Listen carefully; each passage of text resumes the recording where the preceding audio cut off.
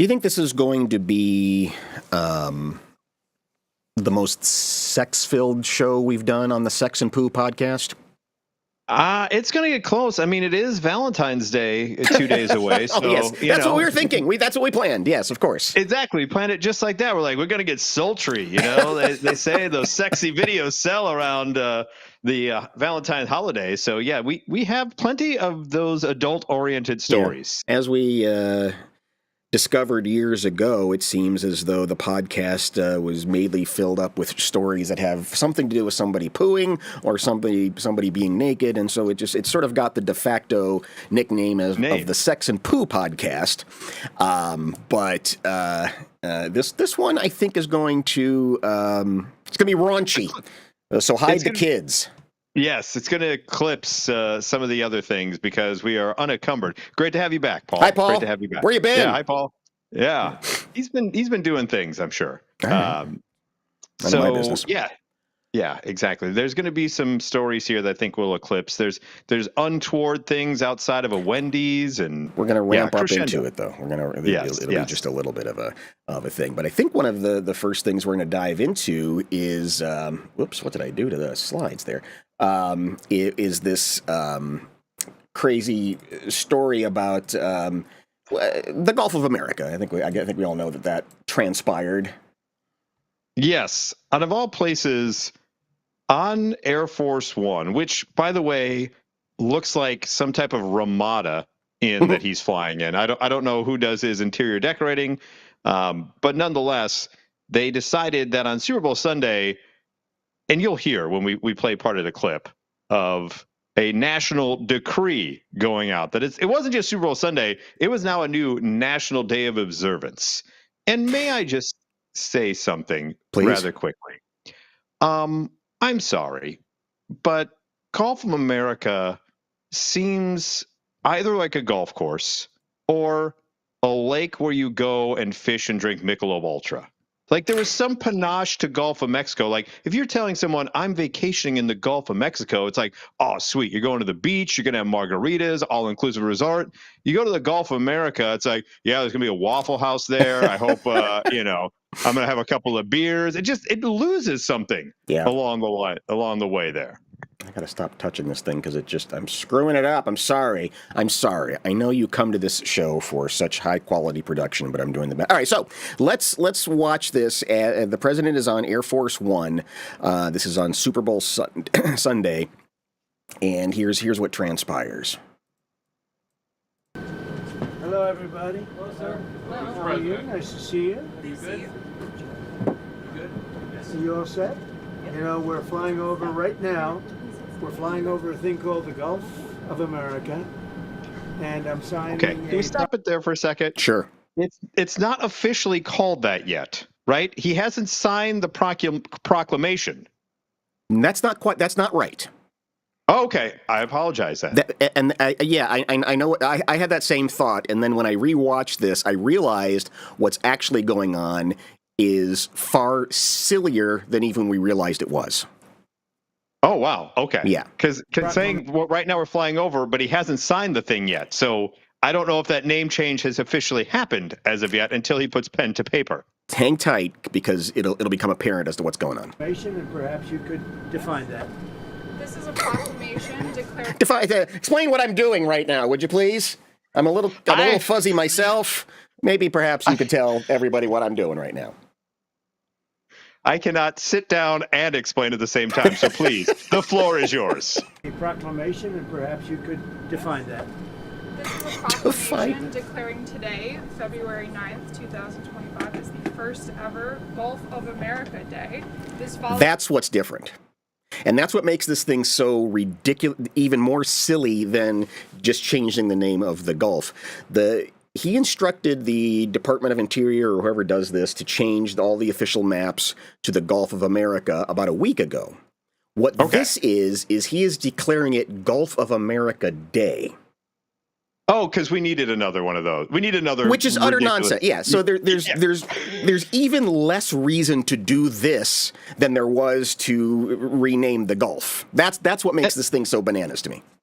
And not only that, but is anyone ever going to remember the first Gulf of America Day when the freaking Super Bowl is going on? Right. When the entire country is focused on one football game, is there going to be anyone who goes, you know what? It was great. It was Super Bowl Sunday, but I'm going to remember it not with the Eagles beating the crap out of the Chiefs.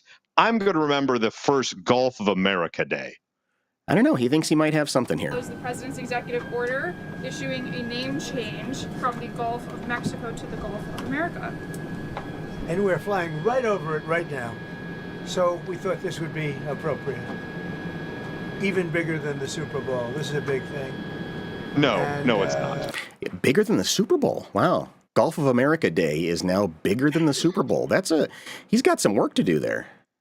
126 million people not tuning into this right now. Also, don't know if you're going to invite all your neighbors and friends over to on the big screen. I don't know what the hell you would watch for Gulf of America Day, but sure, bigger than the Super Bowl. Why not? I don't know. Yeah, I don't know how you celebrate that. Right, there you go. Yeah, I agree with you, Paul. Almost everybody now has assented to that. Attention on board. Ladies and gentlemen, if you could please direct your attention out the right side of the aircraft. Air Force One is currently in international waters, for the first time in history, flying over the recently renamed Gulf of America. Please enjoy the flight, and we are now about to head westbound to Super Bowl 59. Wow, he did that well. He did that well. He just basically did what most pilots do anytime they're flying over something, possibly. When I first heard him come on the speaker, I thought he was going to say, ladies and gentlemen, if you'd please put your proclamations away and put everything in your desk. Right. So, please, and fasten your seatbelts because... for the landing. Right. I thought he was going to tell everybody they had to go and sit in their seats. You cannot have any open Sharpies right now and until we land. The one thing someone else pointed out to this video was it's one of the rare things that can make him stop mid-sentence. Yeah, right. Normally he rambles no matter who's talking, but the pilot comes on board and he shuts him down. So it'll be interesting to see if Schumer and the Democrats at some point just kind of have a disembodied pilot voice at the State of the Union. So they'll be like, right. Attention, please. If you'll notice right now, looking out the right side of your screen, maybe that's what they can do to get a word in edgewise. Mr. President, would you please use the extra fat seatbelt to fasten your seatbelt? Yay! Yeah, so what they're applauding is the pilot making a pilot announcement. Nice. What about make America great again, right? That's what we care about. Okay, here we go. There we go. Squeaky, squeaky, squeaky, squeaky, squeak, squeak, squeaky, squeak. He needs to start playing the Picture Pages song underneath. So this is a famous pen now. I'm not convinced there's a proclamation in there. I mean, usually you sign at the bottom of the page, and so when I saw that, I thought, that's a little weird that he just sort of signs right in the middle. Or maybe it's over on the left side there. I don't know. And we'll put it with something. I'll ask you to do. It's a very famous pen now. Yeah. Put it with Secretary, something. do you want to talk about, Doug, Secretary of the Interior, and also working with Chris Wright on extracting vast amounts of oil and gas and making our country rich? Would you like to? Yeah, how long before somebody causes a huge oil spill? The first thing that the Gulf of America is known for is killing wildlife. Well, thank you for bringing that up. That is a great point because we've heard of these hurricanes, right, that have had mass devastation and destruction coming off the Gulf of Mexico. And we could just say, friggin' Gulf of Mexico, right, and make them pay for it because it's their problem. It's their Gulf. Now that crap happens. Now New Orleans gets obliterated from a hurricane or somebody, God forbid, Houston. That's our own doing now. It's the Gulf of freaking America that's attacking ourselves. So I don't know if they thought this through all the way with the Gulf of America Day. Here's another thing, and you're now a resident of Florida, and I've been there several times. I have trouble remembering anybody saying the full name out loud. It's usually just, hey, we're on the Gulf side. Yes. Or even in Texas, it's like, down by the Gulf. You never really finish the sentence, do you? No one ever uses a full name. I don't think so. To your point, they just say it's the Gulf. It's the Gulf. It's just everything about it is objectively silly and ridiculous to me, It is. especially the proclamation and Gulf of America Day. Now it's Why? Gulf of America Day. Yeah, if I don't get mail on Gulf of America Day next year, I'm really going to be pissed. Yeah. Are we going to remember next February 9th to be like, oh, gotta celebrate Gulf of America Day? Yeah. Absolutely patently ridiculous. Probably not. So now the Secretary of the Interior is giving his, I don't know. Set this in This is motion. great. We signed a secretarial order as Secretary of Interior directing the U.S. Geological Survey, who is responsible for the database, which is the Geographic Names Informational System. And so just prior to this signing, if you will, the button was pushed. It became official with this proclamation to call today Gulf of America Day. But now it's going out. As we're sitting here right now, our team is calling all the map providers, so Google Maps, Apple Maps, all the map people that change effect. Yeah, this afternoon exactly. All the calendar and word of the day, folks, making sure that gets on there. Gulf America Day. Your desk calendar will now show it. I like that Trump is already bored. He's like, this isn't interesting to me anymore. He just has such a short attention span, and he's like, for setting this all in motion with your executive order. It's an exciting, fun day, and great to do this as we're flying over the Gulf of America. We thought it would be very appropriate. Clappity, clappity, clap, clap, clap, clap, clap. Catherine, thank you very much for being here. So happy. Thanks for standing and doing stuff. And being here. Yeah, it's so weird. Happy Gulf of America Day, Mike. Yes, happy belated Gulf of America. Yes. Can't wait to see, I guess you give bottled water to people on Gulf of America. I'm not quite sure. An inner tube, would that be something to go tubing? Here's your Yeti cooler, your 6-pack of Bud Light, and a floaty. Welcome to the Gulf of America. I don't want to hear any of this happy holidays. I want you to say Happy Gulf of America Day. America Day. Remember the reason for the season. Exactly. No Happy Golf Day. No. Happy Golf America. You say the whole damn name. You don't shorten that. That's right. How dare you? How dare you? Yikes. We're also apparently we don't even have control of it yet. We want control of it. I don't know why, but we're trying to. We also want to rename Greenland. Yes, as you know, that's been another big thing of wanting to get Greenland from Denmark. I believe has control of it right now. Let's introduce you to U.S. Representative Buddy Carter, who represents Georgia's 1st District. He has introduced a bill authorizing the president to negotiate the purchase of Greenland from Denmark. And he has added into that bill to purchase, otherwise acquire Greenland, his proposed new name for the island, as you see there in the headline, making it Red, White, and Blue Land. That's really very complicated. That is seriously what he decided that it would be renamed. If we bring Greenland into our possession, it's going to now be Red, White, and Blue Land. So is it also going to become a state? What is it? I don't understand why we want it.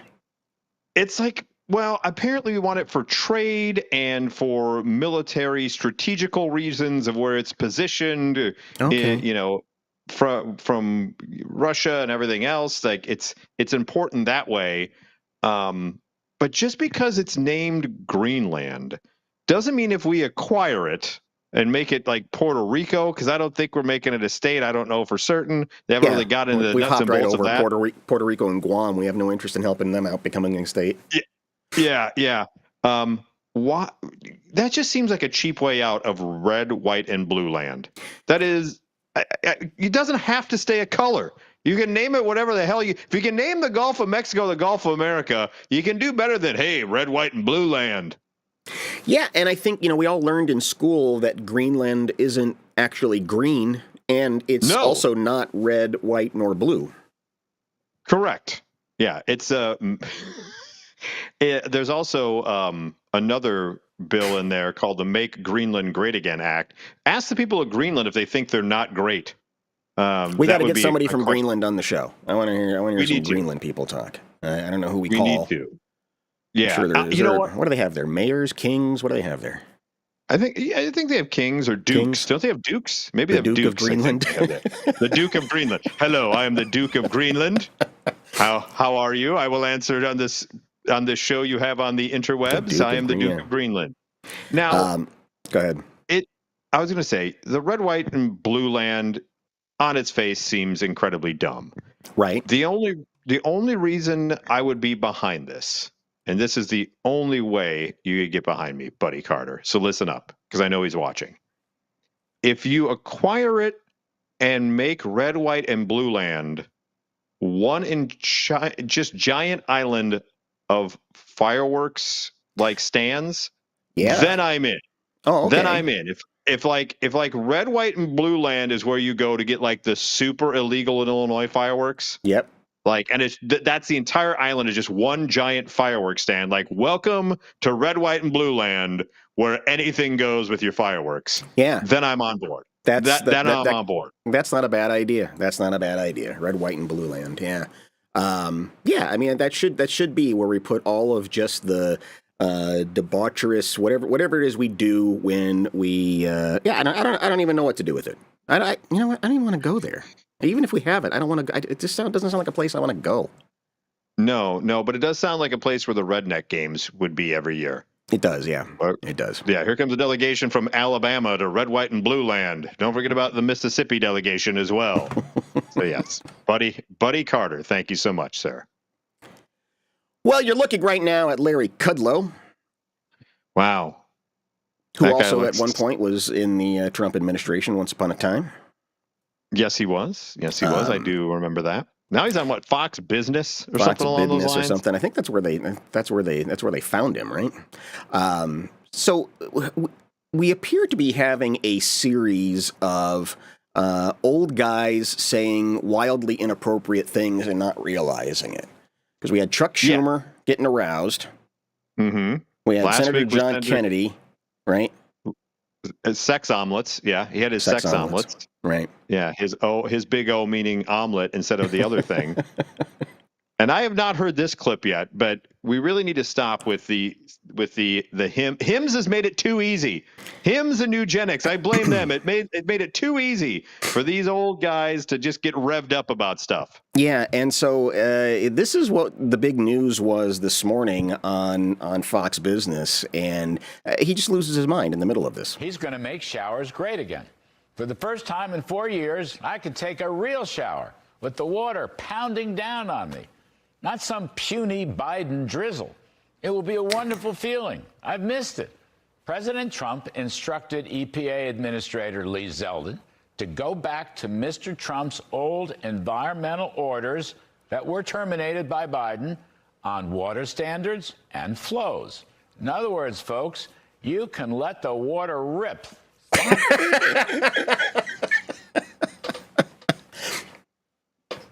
How's your shower? My shower's been fine. I don't know what. I'm not sure what I'm. I've never had a problem with my shower. Period. I certainly didn't notice anything. I don't ever want to hear the words the Trump shower power or the Biden drizzle. I don't want to hear either of those. The thing is, Mike, we haven't gotten to the obscene part yet. We have not. The letter rip and the powerful Trump shower and the Biden drizzle is not the obscene part? No, he's about to say something to a government official that is wildly inappropriate. Finally, okay. After 4 years of missing it. And not just a great shower, but in the sink too. You can really wash your face, get a better shave. Wash your hands as often as you want with real strong live water flow. And toilets can flush the way they're supposed to with just a flick of the handle. Everything is solved. And your dishwasher will actually clean the dishes because it will have a strong water flow, and ditto for your clothes, where Trump washing machines will get all those stains out that you could never do with Biden's little puny water trickle. Can we stop for a second? Yes, please. I don't know about you, but the people that I interact with on a normal basis never just had stained clothes or walking around like Pigpen from Charlie Brown. Right. Nor were their plates ever super dirty. I don't know who had these issues. He's painting a picture that we were all walking around in a Charles Dickens novel, just with ashen coal on our faces and just torn clothes that hadn't been cleaned in months. Yeah, tuberculosis, everything, and it was all because there wasn't enough water. Joining me for his first TV interview since rejoining the administration, be confirmed by the Senate, my very good friend, OMB Director Russell Vought. Russ, welcome to the show. I hope you look forward to one of these great pounding Trump showers again. Great pounding Trump showers? Mike, you looking forward to a great pounding Trump shower? No, I am not. I do not want to get pounded by Trump nor his shower. I would say a no for me, dog, on both. It's coming together. It's coming for you. To the show. I hope you look forward to one of these great pounding Trump showers again.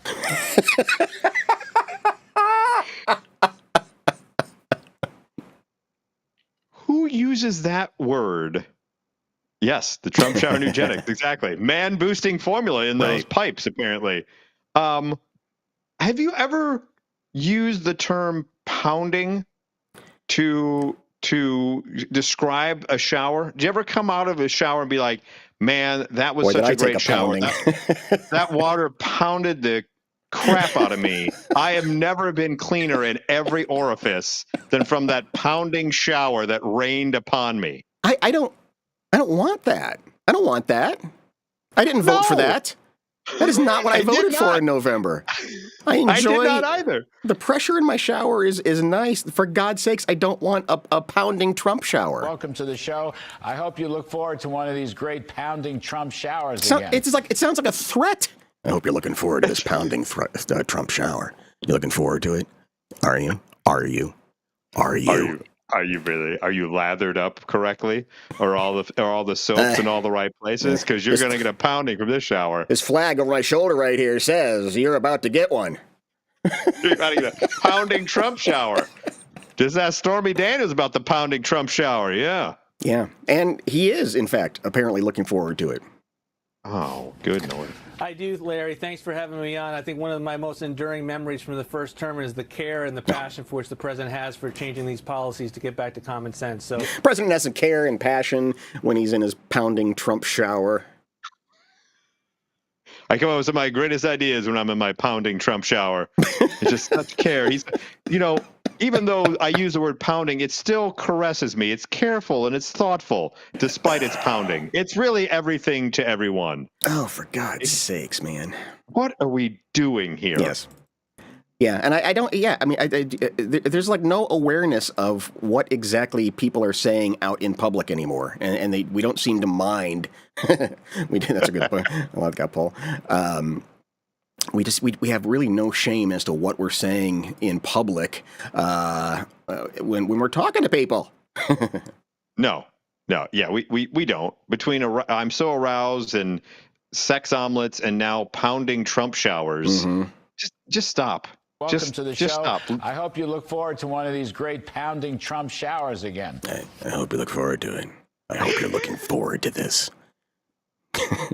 No mercy.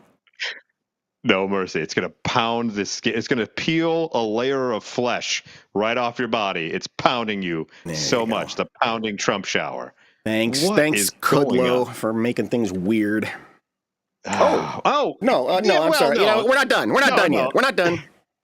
No, we're not. We're just getting into the weird, Johnny. Yeah. Let us introduce you to this particular gentleman who found out that if he were to record himself squatting over a camera and nothing but a jock strap and letting him rip, that people will pay good money for it. He said he'd been eating a lot of chicken and green veggies to deliberately bloat himself so his stomach would have the exact reaction. Not being able to contain it much longer, I released a big fart and let out a moan before loudly telling the camera, "Wish you were here to smell this." Oh, God. And just like that, I made $2,500 from one video. And now it's the thing he does. Yes. I specialize in making fart videos. It's been a journey to get here, he says. I started out as a carpenter, working pretty typical hours, but I was working at Magic Men, a popular strip club, on the weekends. I started working there as Oh, see, I thought maybe topless- he was a kindergarten teacher looking at him. Right. By the way, he goes, I started working there as a topless waiter when I was 21. What other way would it be for a male strip club? Yeah, well, I don't know. Somebody's got to be the busboy. Yeah, I guess so. So anyway, then I heard about OnlyFans in 2017. Since I already had a bit of a name from stripping, people started messaging me to ask if I had an account. Looked into it and figured out why not. I'll give it a shot. At the start, it was very tame, just photos of me and various things of undress. And at the start, the fans were happy with what they were getting, but about a year later, decided to make the content more X-rated to keep people coming back to the page. Oh, God, what? And that's when I started ripping my farts.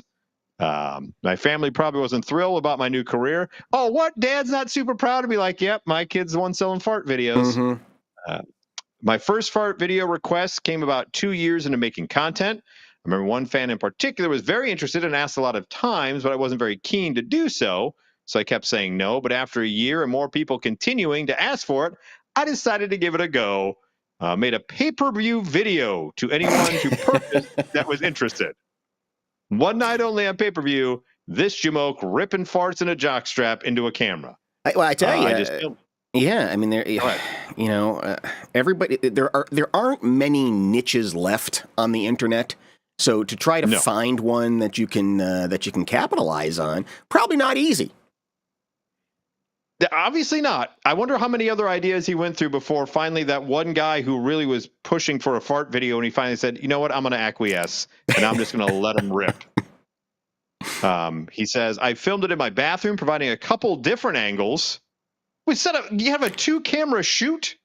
He's got more cameras than like some of these sitcoms. Like, I got to get the best angle for the farts. I know. I'm going to regret the question I'm about to ask. But what is it that we are seeing? I understand you can hear it. I understand maybe he's squatting over a camp. What do we see? Can you see it? I don't know if he has some type of spirit inside of him that has released, or if some type of gaseous emanation can be seen. I don't know if he uses a heat-seeking camera just to show you how much heat is coming from the area. Oh, see, that would be cool. I can't answer that. Yeah, that would be cool. So yeah, if it's a custom video that requests them, as long as they don't get too wild. He says in terms of good. angles, I'm glad he's got standards. He does. There is a line where he says, you can request things, but let's keep it above board here. This is a family show. Here's, by the way, the question about what you see, Johnny. In terms of angles, people have specific things they want to see, like close-up versus full view. Oh, God. Why do you need the close-up?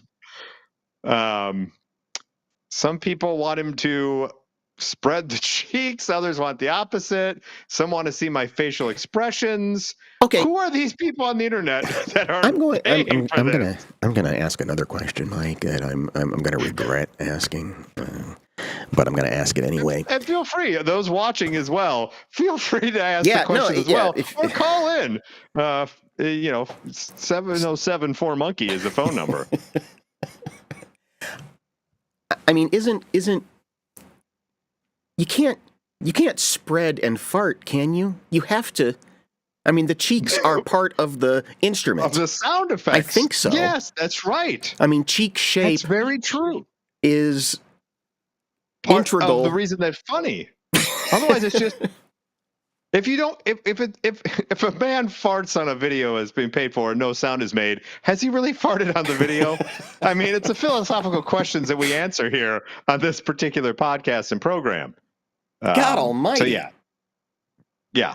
He goes on to say, if you want a little more info, Johnny, why not? We've come this far. Yeah, why not? He says at the start of any video shoot, I'll set up my camera, make sure the lighting's good, because, you want to make sure you get the best angles for the farts. Okay. I then get into whatever I'm going to wear that day. Could be shorts, pants, underwear, jockstrap, whatever. It's almost, you want to make sure you accentuate. I like to kick things off with a little intro where I tell my viewers what to expect, especially for custom requests, where they already have a good idea of what they're getting. It's just the tone I want to say. He wants to make sure everyone's comfortable and knows what's going on. Yes. I like that he's got an overture before the actual orchestra kicks in. Hello, you're on with Mike and Molson. Go ahead. Well, the other thing to see is that he's making it in euro or pounds, so it's definitely not here in the States. Right. Is that a good So, thing I or a mean, bad thing? Would you like us to maybe make them the 53rd state so he can be one of us? Oh, dear God, no. I'm just saying that it gets weirder across the pond. Okay, yeah, you're right. It's basically Florida man in another area. Yeah, that's a fair point. Yeah. That's a But fair point. I can't argue with you either, Johnny, because trying to spread them, that's like, what, a prison fart? Because that's just air going through, right? I think so. That's all it is. You're right. That's a wind tunnel. At first I thought we should interview this guy, but now I want to interview a proctologist. Who do you interview for this sort of thing? And because I think even the ass man from Seinfeld. Yes, exactly. Cosmo Kramer. Get ass man on there. Because I don't know. I mean, I even think even the way your pants are holding things together, I think that contributes to the musical scales. I was gonna say the harmonics of it all. The chair you're sitting on. There's definitely more questions than answers here. Yeah. Yeah. We haven't solved anything today, but thank you very much for giving us a call. That's By the way, if we acquire it, Johnny, let's make it red, white, and brown land. I think we should. Here's real quick, Johnny, is what he tries to set the mood. Here's an example, he says, of what he may say to open one of these videos. He'll say, "Welcome to your custom fart video. I'm wearing your favorite jockstrap that you wanted me in, and I'm ready to fart for you. I'm full and bloated, and I know there's going to be some big farts, so get ready. Here it comes." And he just lets it rip. Now, I know you're thinking that, hey, is farting a fetish? I'm about to show you in our next segment the most searched fetishes in the United States. There's your tease. Okay. Yeah. So we'll see if Irby Jr. was onto something or not, to see if we're as creepy and weird as the rest of the world is. So it has been revealed the most popular kink in every U.S. state is very interesting, and I think I don't know from kinks. I mean, I understand. There's like the playful stuff, whatever, a little smack on the bum, that kind of thing. I don't need to hear you. There's the Trump pounding shower. There's that's another one there. Shower pounding is another one. I'm sure that's a kink in there. I hope you look somewhere forward along to the one of lines. these great pounding Trump showers again. Yeah, we all are. Yeah, Thank you, there's Larry. the omelet kink of you really like to get it on with a Denver. I don't know. So here you're looking at a map of all the various kinks, and you can see by the color codes we have our similarities and we have our differences. It's the great melting pot of the United States is really what it is. So when they collect them, you see the states that are similar, and going alpha. I'm just looking at some of this. This is the first time that I've seen the slide in depth, and looking at some of them, there's some that I go, ew, some that and some that I don't think I ever want to know. Yeah, that's the thing that I'm really, first of all, I don't know exactly what a balloon fetish is or what's involved in that. I think it's probably you really like balloon animals, right? I guess so. You like that squeaky noise that it makes? It really. You're just like, yeah, make me a bicycle clown. Make me a bicycle clown. Mm. But as you can see, in Idaho and Virginia, the most searched kink is fart. Yeah, they're one of the customers for that guy. Clearly, apparently. Am I reading that correctly? Is that CPR in Wyoming? Kink. Yes, over in Wyoming, the kink here is CPR. Now, is it the CPR that I think it is? Is it the life-saving technique? It's the CPR you're thinking of, yeah. And that's someone's kink, like, that's someone's kink. Save that life. Save that life. Oh, yeah. What in the world? Right. And again, This is the most searched kink in Wyoming. The CPR one. So a little smackby bum is way down on the list, or I don't know, a ping pong paddle, or I don't know what you do. I don't know what you do. What qualifies? Chest compressions, though. That really gets me going. Staying alive, staying alive. Kentucky seems to like their diapers. Of course they would. The thing that it really attracts me, one of the larger lists or one of the larger collections from the States is Giantess. Yeah, that.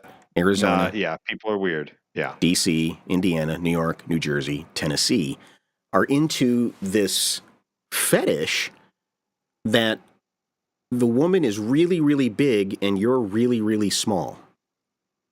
It's all from the Lit video for Miserable back in the day where the band was climbing over Pamela Anderson. People never got over that. They're just like, I want to be the tiny guy in the Attack of the 50-Foot Woman, I guess. Right. By the way, how many of these are at the top because of dudes? Right? I guarantee there's not many kinks on there, the number one in the state, that many women are searching. I can almost guarantee that. I don't know. I mean, it takes two to tango, Mike. That's true. How about, is that Wisconsin like socks? They're into their sock fetish. Yes, Wisconsin is the Lone Ranger there in socks. Paul properly identified that in Illinois the most searched kink is ball busting. It's something we share with Connecticut. For those of you traveling to the East Coast and looking for a little ring-a-ding-ding. If you're looking for that convention, that's where you go, Connecticut and Illinois. Which again is, it seems like the opposite of kinky. I mean, I can comprehend involving, a little pain, maybe a bite on the neck or something like that. I can't really understand why getting kicked in the junk is a turn on. That seems like the opposite of being turned on. I guess maybe some of these people are just like, I want more free content and I can get videos of people getting hit in the nards on YouTube so I don't have to pay OnlyFans. I didn't catch this when I looked at the list before we came on the air. Alabama's most searched fetish is pedal. They love bikes. I'm gonna have to look something up here. I think it's a bike. I think they just really like bikes in Alabama. They're just gonna pedal, or are they peddling their wares? Pedal. There's a growing fetish. This is according to the Independent. So it's an actual. There's a growing fetish trend: pedal pumping, revving, and cranking. So it's a pedal. It's a pedal. It's exactly what it is. It's not. I thought it was going to be freakier, but no. It's when it's just a pedal. Yeah. Anything that involves getting a pedal going. Crank it. Get that pedal going. That charges me up. Get the pedal going for the Trump pound and shower. Gotta get the pipes clear. The other one that is apparently common across these United States is wrestling. Okay, that I can comprehend, But Wedgie then is another one there. But then the one that really seems to be in the most states is vor. Is that short for voyeur? No. Oh, I don't know if I want to know. I've learned too much already. I've learned too much already today with the fart videos and everything else. No, you do want to know, and it's our obligation as a public service here to explain exactly what that is. Can we get Paul before you go to that slide? Can we go to Paul's comment? Yeah. I mean, you had to look it up because that's what's so crazy is I'm not familiar. You're not. Paul didn't know. I've never. I don't remember that. But that's a lot of states. I watched a lot of Cinemax when I was in high school. Oh, who didn't? I don't remember them bringing up vor though. Yeah. So now the educational portion of our unusually horny show is this. Correct. Much like old white dudes in government. It's short for vorophilia, the erotic desire to be consumed by or to personally consume another person or creature, or an erotic attraction to the process of eating in general practice. There's both soft vor and hard vor. Both In are soft wrong vor. In soft vor, you're swallowed alive whole. Hard vor is actually closer to cannibalism. But it's this fantasy of being consumed. What? Whatever states were on your last graphic, immediately sequester, cut them off from everyone else. No, you aren't allowed there anymore. And No. Look at that list, though. It's that is a wide range of red and blue. There's no commonality there. Arkansas, California, Georgia, Hawaii, Michigan, Missouri, Nevada, Vermont. That's everybody. That is if there is a bellwether kink we have in this country, it appears to be vor. It's our want to be consumed? Consume or to be I guess. Yikes. I'm never eating a Ben and Jerry's again. Aren't they from Vermont? Are they big vors? That's why they put their name on the actual product. They're like, yeah, eat the Ben and Jerry's, and then go have a Trump pounding shower. Oh yeah, pedal that out of here. So, there's plenty on here. But again, for the most part, it's like, okay, I get it, or I've heard of it. I don't enema. I can't explain. I have no idea what's going on in South Dakota. Their love for wedgies. Yeah, apparently a whole state of being bullied their whole life. By the way, I don't want to. If you go back to that one last time real quick before we move on, I don't think I want to know what smother box is either. I think I know, but I'm pretty sure I know, and how it would differentiate from Face City, I'm not quite sure. But they seem to maybe be one and the same, to be quite honest with you. We'll let you do the research, all the listeners at home, on that one. Yeah. I'm also kind of impressed by this magazine that we found, this in Pink News, that they appear to have they have icons for all of these, which I think that part kind of that impressed me. Tape, exactly. Missouri, Mississippi likes tape. They went the extra mile. Yeah. To make sure if the words don't really say it, they want a visual for you to accompany with it to let you know really what's going on with the weird kinks going on. Good criminelli. Well, we go from that to is this our? No, we have two more. No, of we're the not horny done. stories today. We're not done yet. We'll quickly go through this one. Welcome to. Let us introduce you to. That is Demetria Wilson, 53, and Timario Morrell, 29, of the state of Florida. They were caught in the act of amorous intentions. They were behind a bus stop. In view of a busy highway right in front of a Wendy's restaurant off Highway 19 in Clearwater, Florida. So they're doing their thing when Officer Parker Moody sees what's going on. He comes up to the scene, and this is how Officer Moody describes. And this is why I had to. His choice of words to make it sound as clinical as possible for his police report is beyond reproach.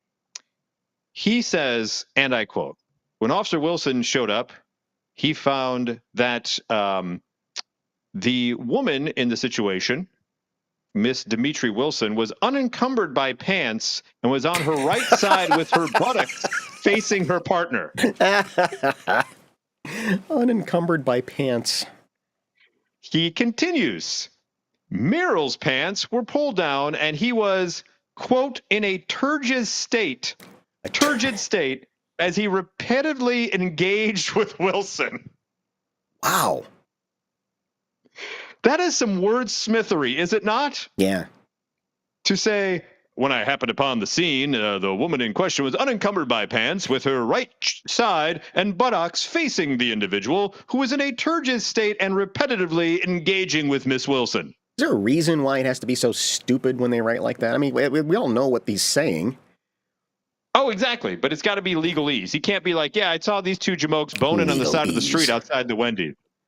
I got to make it sound good off, that would somehow unencumbered by pants. That could cause a mistrial. Yeah, they were busted and charged with performing an unnatural and lascivious act. Unnatural? I think it's very natural, to be honest with you, just down in front of a Wendy's or behind a bus stop. This right here is unnatural, is what we're, vorophilia is unnatural. But yeah, that's very unnatural. They were just or being that excited up about a shower. Yeah. By the way, here's the kicker to this story, Johnny. They both have pleaded not guilty to the charge. You were caught unencumbered by pants in a turgid state, repetitively engaging the woman. How are you not guilty? Yeah, I don't know. I mean, I guess they're just hoping for a mistrial or something will happen. I guess they're hoping that the cop wrote something wrong. Sir, Your Honor, I certainly was not turgid. I was half turgid. I was only half turgid, and I wasn't repetitively. It was in a very distinct motion and rhythm. I was rhythmically, not repetitively. Give me some credit, sir. Yes. My wife will attest that there is no repetitive. It's about 2, and then we're done. And it's definitely not turgid at that point. Then she's got to go take a pounded Trump shower. Oh, my God. As we get closer to Valentine's Day and find out about all the kinks and everything else, I believe this will be the last of the sexual nature stories of this podcast today. You can join the Mile High Club for Valentine's Day thanks to this hot air balloon company that are actually specifying in taking these mile high flights. They will take you 2,000 feet up into the air in the magical adventure balloon rides, and they promise they'll be wearing protective hearing gear. Will the pilot? So you'll be behind this little drape here, and in order for them to not hear your moans of passion, they will basically have themselves with noise-canceling headphones. They're a California-based hot air balloon company, and you'll get the whole half a basket to yourself.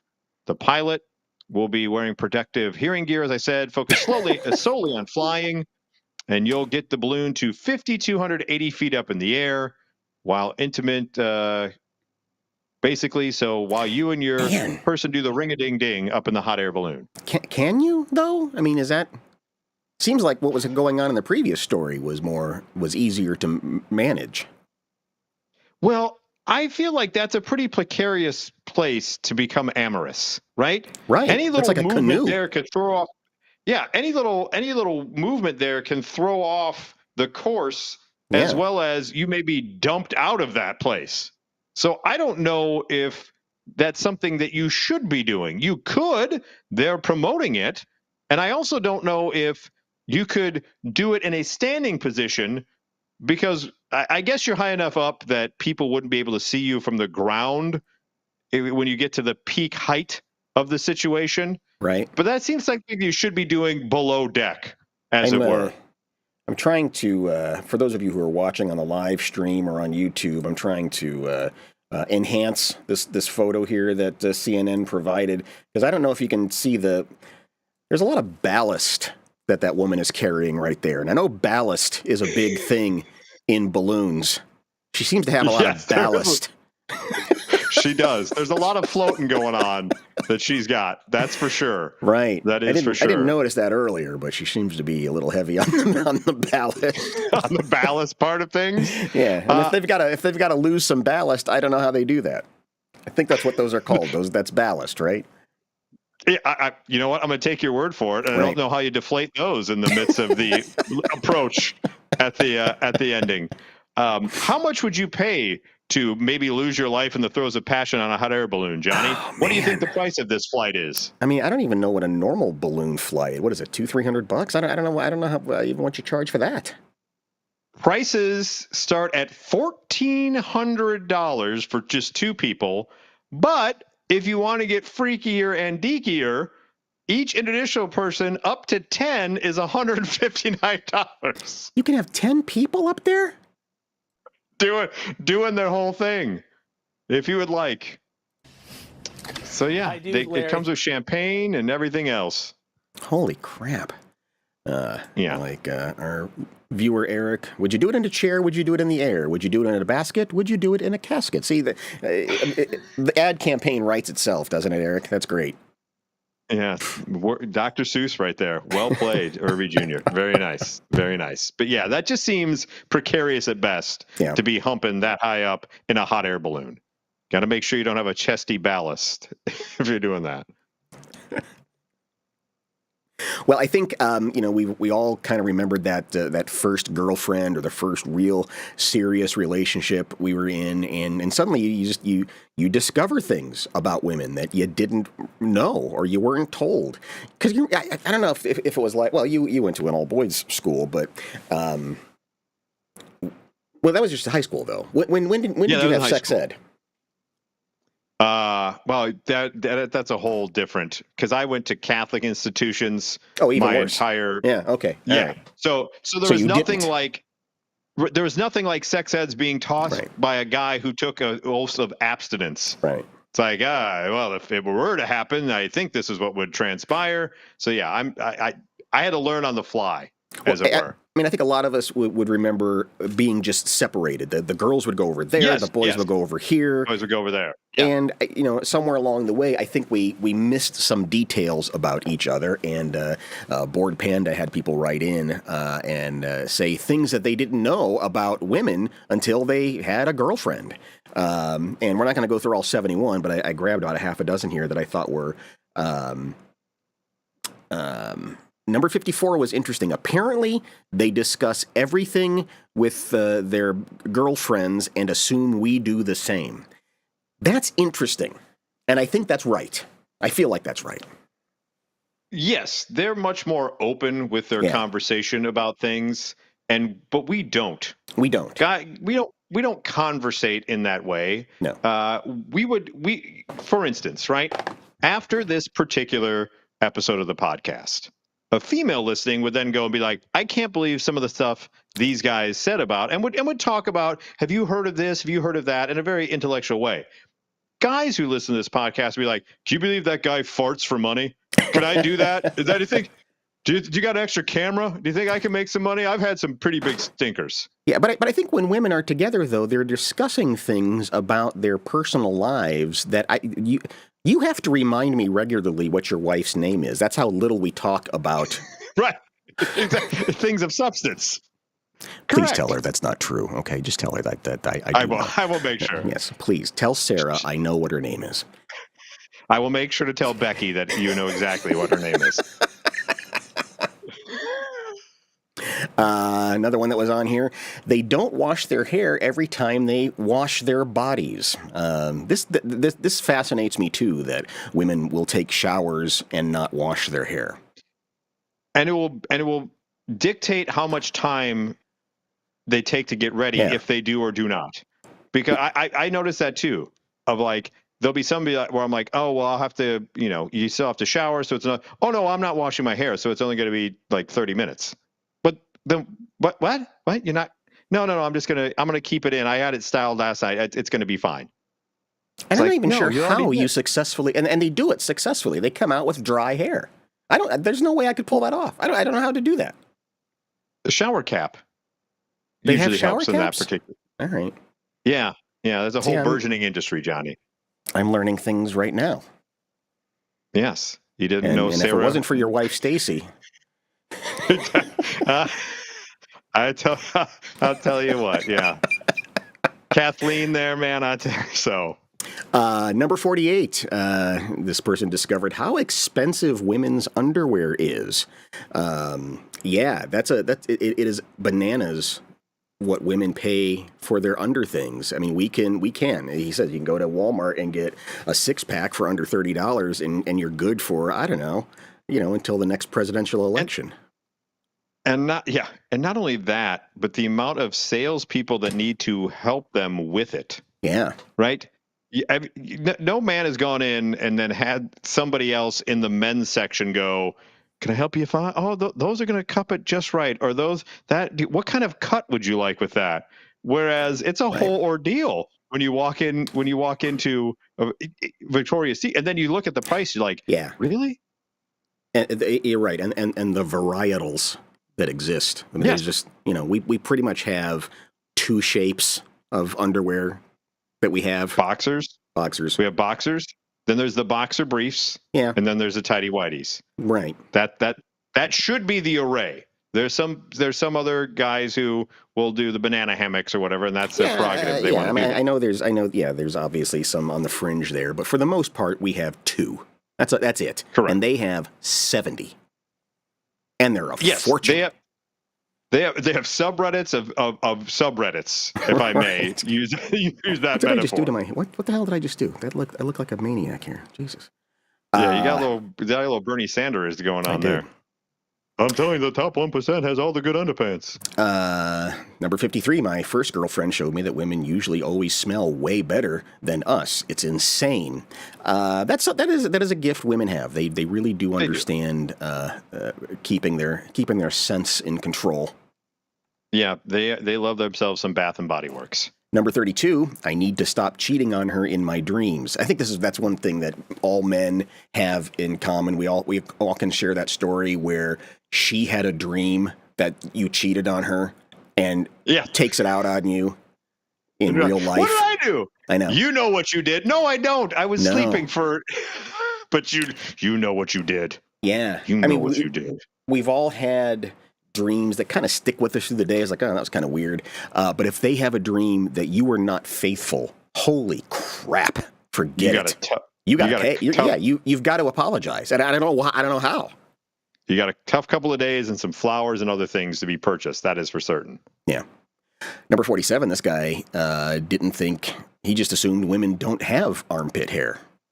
And so it completely blew his mind when he discovered that they also grow armpit hair and shave it off all the time. And when he finally realized that, what? Yeah, they don't grow beards either. So he just figured they also don't grow armpit hair.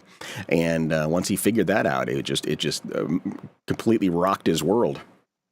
And usually you have separate razors for both too. Yeah, between armpit and like it's like, how many razors do you need? Number 20, when they wear the towel on the head after the shower, the hair is all up in the twisty thing sticking straight up into their head. I discovered this when I tried to joke around and grab the towel by the twist off and my girlfriend's head and sent her flying. I felt bad, and yes, I'm stupid.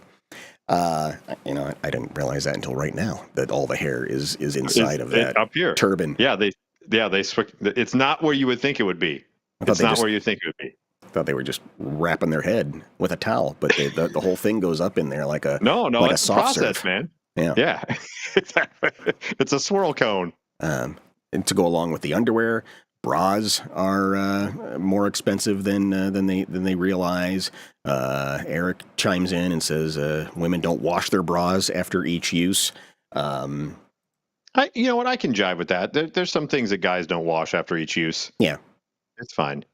Yeah, but it's not in contact with anything disgusting. No, exactly. It's actually in contact with something amazing, and we appreciate them greatly. Exactly. If we had that, we wouldn't wash them either. We had that opportunity.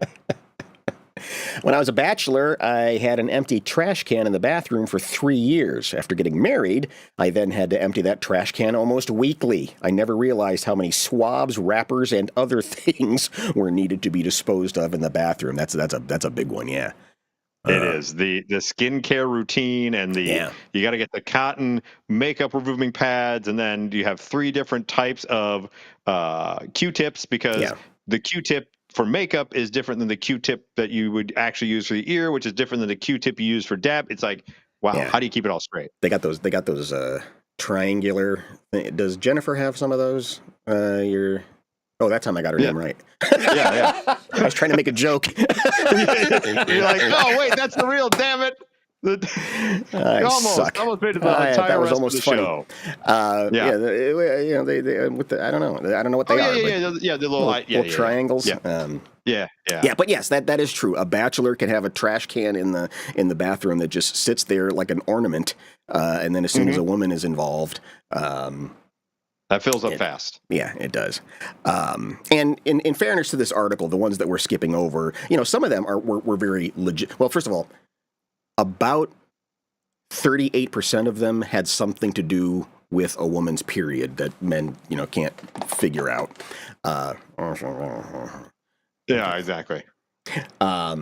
And some of them were, women just, get hassled just for walking around. I mean, they're always getting cat calls, and so a lot of them were. But I picked some of the ones that were more interesting. And this one says, women don't usually have pockets, just imposters.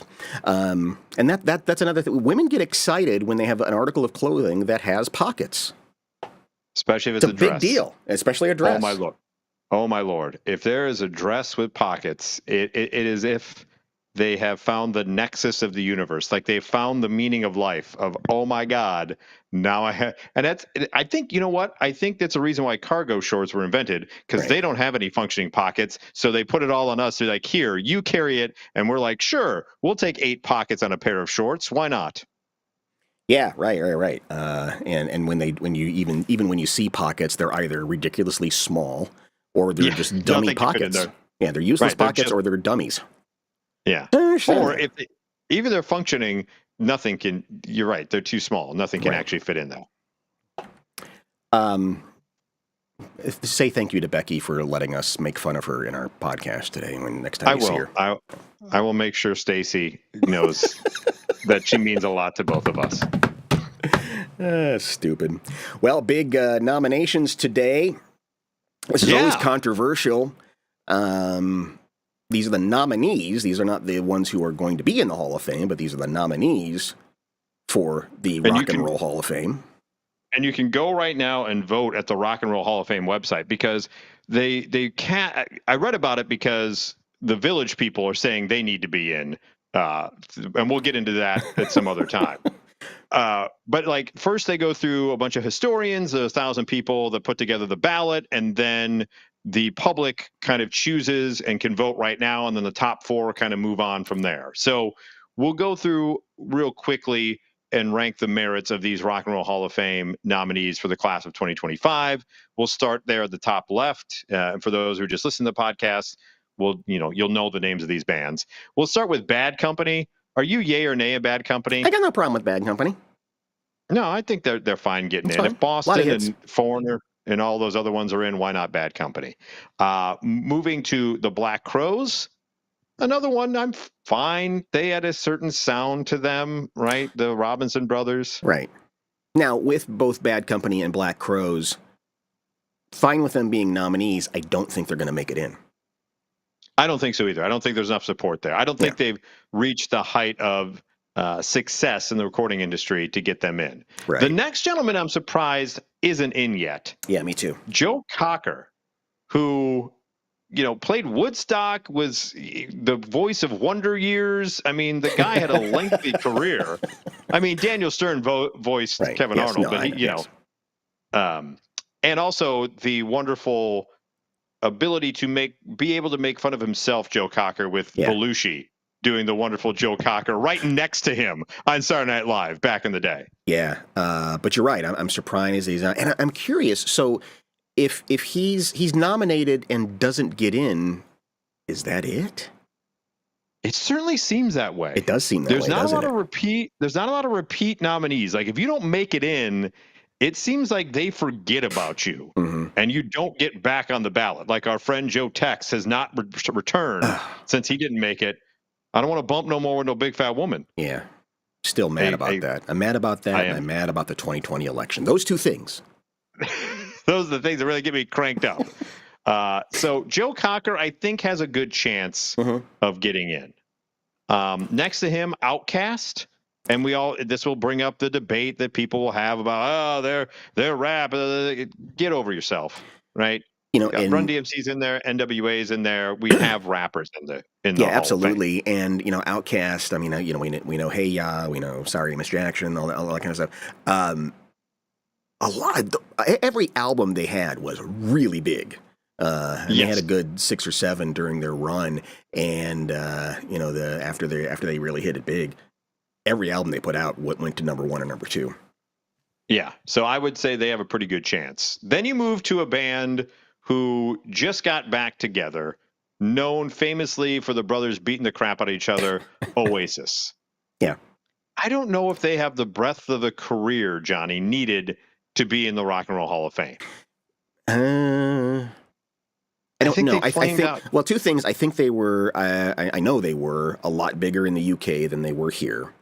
Correct. And when that big album came out, the name is escaping me now. What's the Story? Morning Glory was probably their biggest hit. Yeah. When that album came out, I mean, it was certainly made a pretty big impact. That was the album that everybody had and everybody was listening to. So I don't know. That's an interesting one to me too. Wonderwall has become a punchline in and of itself, hasn't it? Over the years. Yeah. But we'll see. Moving on, everything Joy they do Division. is a punchline. They're always punching each other. That's going to charge. You're going to have to charge someone for that. That's a fart noise. Joy Division, New Order. I'm not as familiar with them, but I think you span with the different members. Yeah, pretty quality band, niche a little bit, but I think have a good claim. They inspired a lot of other bands, influenced a lot of other bands. That's where I think, they definitely have a place here because when you think about that era of music and what it then spawned. Yes, Chubby Checker, he had the twist. Right. Which, is that enough to get you into the Rock and Roll Hall of Fame? Excuse me. He had the twist, and then he had Let's Twist Again. Oh, those are two separate songs? Those are two separate songs. It was a sequel. So which one is Let's Twist Again, like we did last summer, is not the twist? Correct. So Come On Baby, let's do the twist. And then there's Let's Twist Again. I thought they were the those same are two song. separate songs. No. Get the F out of here. Yeah. We learn something new every day. Yep. I'll be damned. Yeah. But he's probably not getting in. If Joe Tex doesn't get in, Chubby freaking Checker should be not getting in. Yeah, but you know what? He's right there at the beginning days of rock and roll. He's he's Chuck Berry. He's right there when all that is happening. Yeah, and for God's sakes, I mean, the twist, how huge of a dance that was at the time, it was just bananas. Well, then, he had to write a second song about it. If you're going to go by that, then the Los Del Rios should be in the Rock and Roll Hall of Fame because the Macarena was a big dance craze. Listen, I'm just telling you how I see this. But they only had the one song. Chubby had two. That's the point I'm trying to make right now, Mike. If they had Let's Macarena again like we did last mañana, then they would be just fine. We're not done. We got 5 more moves that we can do. Exactly. Also on the ballot, Mariah Carey. I think probably a shoe in there. Mm-hmm. Long career. Looking at some of the other ones here real quickly. Mana, they're a Latin rock band. I don't really have a point of reference for them. I don't either. Fish is also on the ballot. That's an acquired taste. It is. I mean, for what they are, yes. Probably, if the Grateful Dead's in the Rock and Roll Hall of Fame, Fish certainly should be as well. They took up the mantle from the Grateful Dead.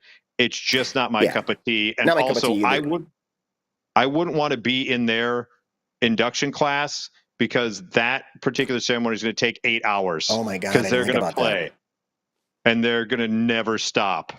Even worse is people are going to do tribute versions of their songs during this. I mean, it'll be a mess. It'll be a whole weekend. In the parking lot will be people selling grilled cheese to get to the next induction ceremony. It's a mess that you don't want to deal with. Cyndi Lauper. I love Cyndi Lauper. I think I'm surprised she hasn't got in as of yet. But with this crop of nominees, I don't know if she gets enough love. Probably not. Yeah, it would be unfortunate. I would like to see her in there, but probably not going to happen. Yeah. The next two, I think, are shoo-ins. If I'm going to go on a limb, I think the next two bands are shoo-ins. I think the White Stripes are shoo-ins because they led a whole kind of subgenre of rock and roll. They brought back that kind of garage fuzz sound, right? With the Strokes and the Vines and everyone that came after them, and just how how long Jack White's career has gone and just the mark that they made as a duo and the sound they produced from just two people. Correct. I think they're a shoot. Yeah, I agree. Huge body of work there, and the bands they dovetailed into after. I mean, yeah, it's really quite impressive. I also think the next band, Soundgarden, gets in. I think they're the holdover from the grunge era. Pearl Jam's already in, Nirvana's already in, Alice in Chains is already in. Yeah. When you think of that sound, right? There's something. I think Chris Cornell is probably the best vocalist out of that group. Yeah. And it was unfortunate that they split when they did. They don't have the breadth of work that some of those other bands I mentioned did, but they were just as influential as those bands as well. So I think they get in. And what do you think, Billy Idol? Is he going to get left out in the rain with Cindy? I think so. I mean, his career is lengthy, right? He had I think Generation X or whatever was a band that he was in when he was younger, a punk band from the UK. He's still around and still kicking, but I don't know if he has enough oomph in this particular class to get in. It all depends how many people they decide to put in. He's right on the cusp there for me. Yeah, a lengthy career, but did he have an impactful career?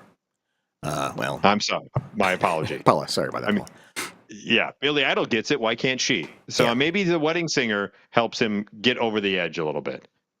Yeah. So remind me in a future show to tell you the story of the listener who coaxed me to her apartment once that had a Billy Idol shrine. We don't have time for that tonight, Mike.